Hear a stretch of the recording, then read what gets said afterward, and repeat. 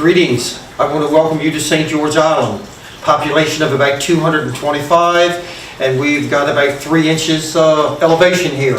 So it's good to be doing this week with it raining outside, and we're in here, not too many raindrops dropping on us. So look, I'd like to tell you a little bit about the place where we are today. It's called Fins and Claws.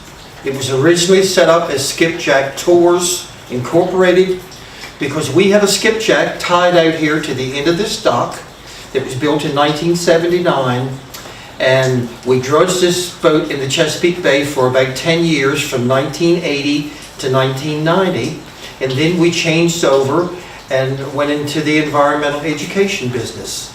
So overall, the mission of Skipjack Tours Incorporated was to preserve the skipjack for another generation of kids. So it's a long process as to how we got here today. So as people go by here, they see this sign, Maritime Presentations, Fins and Claws. That's just a placeholder to keep this environmental education facility alive.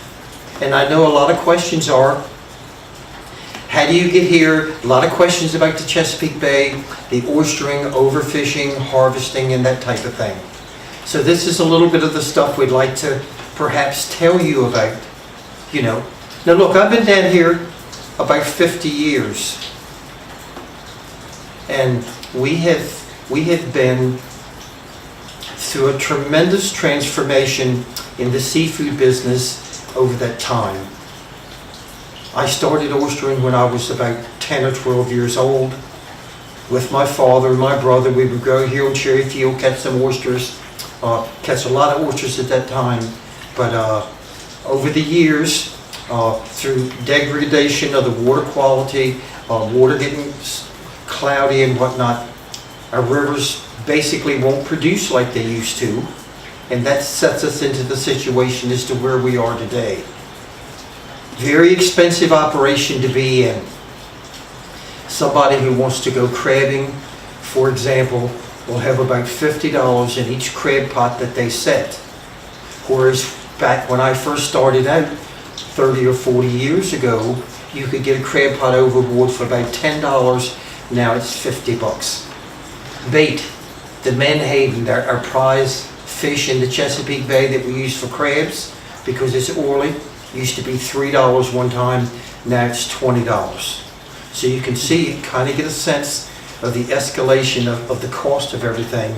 My name is Jack Russell. I'm 75 years old. I've been in the water business for about 60 years. So it took us a long time over the 60 years to get where we're sitting today. So I went to local Catholic school here. I had the same bus driver for 12 years. Grammar school and high school, the same bus driver. Now that's kind of unique in today's world. After I got out of high school, I went to the University of Maryland, got my Bachelor of Arts degree in government politics. As soon as I got out of there, I came to Piney Point, bought a tavern, the Old Country Inn that's sitting up here today.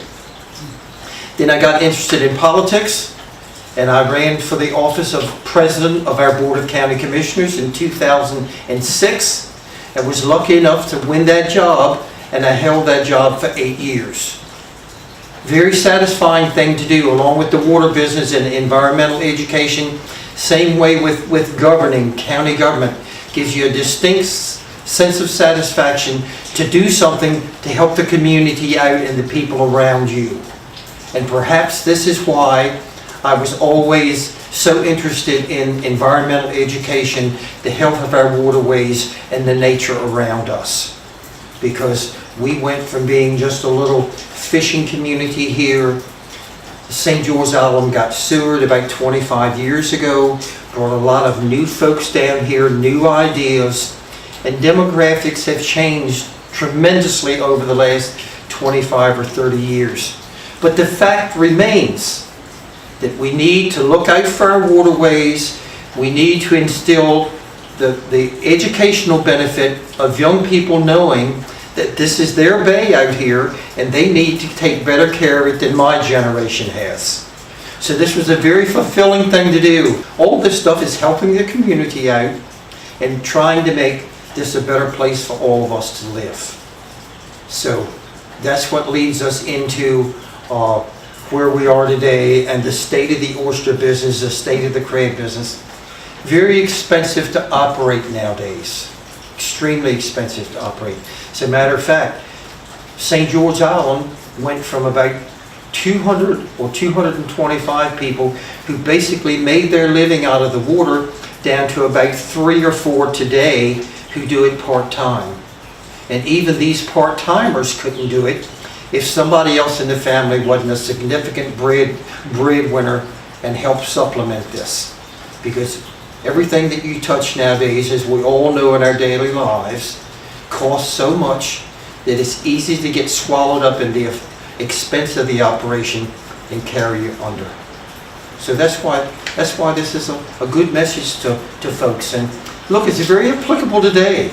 We need to take care of our rivers and our bays. We need to smarten up some, use less pesticides, watch where our trash goes, and try to make things better for another generation of students and people who live in these areas. It's very important for us to reach out to young folks now, because as our counties, St. Mary's County, we're about 108 or 110,000 people strong now. We're getting people from every geographic location in the world moving here.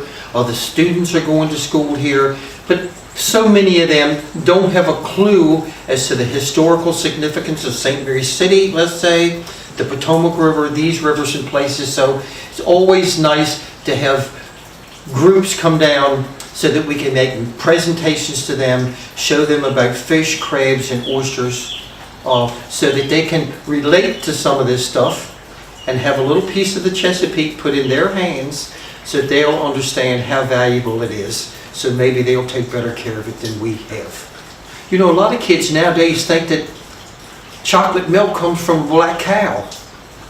You know, they do not have a clue as to the process of crabbing, eating crabs, cleaning crabs, even the fish that we have here. So it's of utmost importance for us to make an outreach to young folks and old folks alike, so they'll gain some sort of appreciation for the Chesapeake, so they'll take better care of it than my generation has. That's in a nutshell.